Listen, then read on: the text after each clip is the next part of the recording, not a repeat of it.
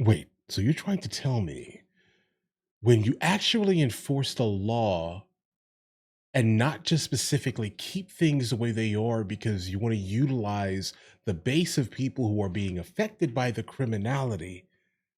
Okay, wait. So when you actually enforce the law, things change? Really? I didn't know that. Let's go ahead and jump to the video immediately. This is a suggestion via channel member, guys. What is going on here, guys? Play.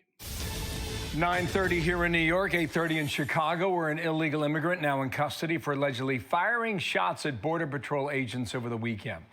The feds say he's an illegal alien out of Mexico with a long criminal history. Yep. Mike Tobin's got more on that. This time yesterday, we had no idea where this guy was. Mike, good morning to you. Still haven't seen an image of him, though. And they say they got him. The headline in the Chicago Tribune this morning, Bill, is that Border Patrol is soon going to be leaving Chicago. I spoke with Chief Bovino this morning. He walked back that headline a bit, saying the fact that he may leave Chicago soon is possible and likely, but final plans are not concrete.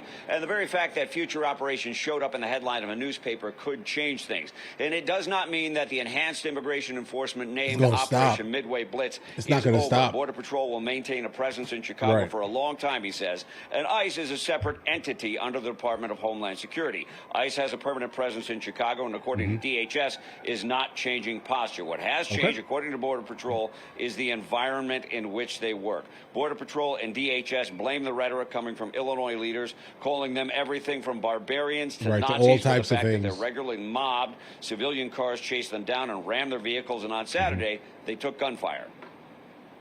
Vehicle rammings, physical assaults, now gunshots, bricks being thrown from roofs, and that type of thing. That's got to stop. That violent rhetoric, that word liar, that word barbarian, and that word Nazi, that has to stop. If it doesn't, as Tom Homan said, there's going to be bloodshed. Now, Tricia McLaughlin. Okay, guys, there are going to be a lot of people who heard that because I can kind of hear both sides of the scenario here. Obviously, they're referring to the people who are actually causing the things, right? Not specifically, these entities or agencies are going to go out and start doing all types of crazy. No, they're just going to start responding as they should be responding. They should have been responding, okay? If you are going after a federal agent with in a threatful manner, do not be surprised, guys, right?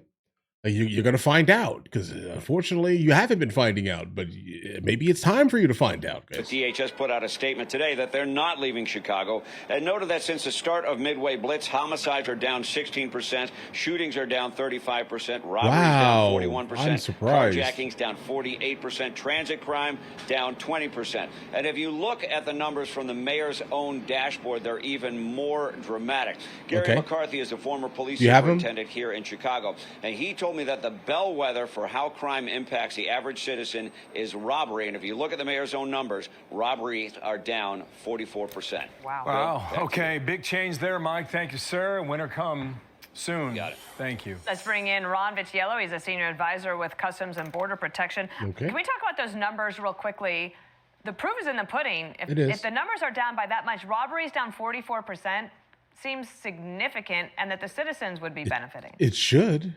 100%. You cannot replace boots on the ground. More cops arresting more criminals across the city, including the federal response, CBP officers, Border Patrol agents, ICE officials out there doing their job, protecting the city, despite the political rhetoric and despite the violence that they're actually facing. It's going to lower crime because you have more cops on the road. Yeah, guys, like literally just their presence alone would be enough to deter people from absolutely committing all types of heinous activities, specifically in some of the regions and areas and neighborhoods that these people are basically being taken out of. You get what I'm saying here, guys? These are a lot of them are high crime, lower income type of areas, guys. So of course, if they're there, guess what's not going to happen at the same rate? The high crime, guys. But hey, listen. You shouldn't have needed a video to prove that, but I guess, some people need some information here, guys. I want to play two things for you. One is from an alderman in Chicago, and the other is from Mayor Johnson. I'm going to play these back to back. Mayor Johnson came to the United Nations Human Rights Council to plead his case about ICE. But let's start with Alderman Michael Rodriguez here. We're here on 26th and Pulaski. ICE is causing all sorts of mayhem in human neighborhood. We want everyone to stay safe. They're doing so not the criminals. Unconstitutional, that are illegal. They are causing fear and mayhem in our communities, and that's unacceptable. Not the criminals. In Chicago, this guy. We live with the consequences of that moral failure every day. Families torn apart by immigration raids that have targeted daycare teachers, rideshare drivers. Are they legal? And restaurant cooks. Honest, hardworking, law-abiding people who contribute to the soul of Chicago. Okay, but are they legal? All right. Like, were they approved specifically to become legal residents, specifically under the guise of something that was legal, or was it illegal? Because that's all I care about in the context of this here, guys. I'm sorry. I hear what you're saying, Brandon Johnson. All right. But it seems like you are consistently in promotion of illegality and not really so much following the law, guys. But I guess it makes sense. I mean, he doesn't really want Trump to come in with the National Guard to specifically fix the south and west side of Chicago, right? The people who voted him in, he doesn't care about that. But all right, either way. Who literally make our city run. This guy. How do you respond to that?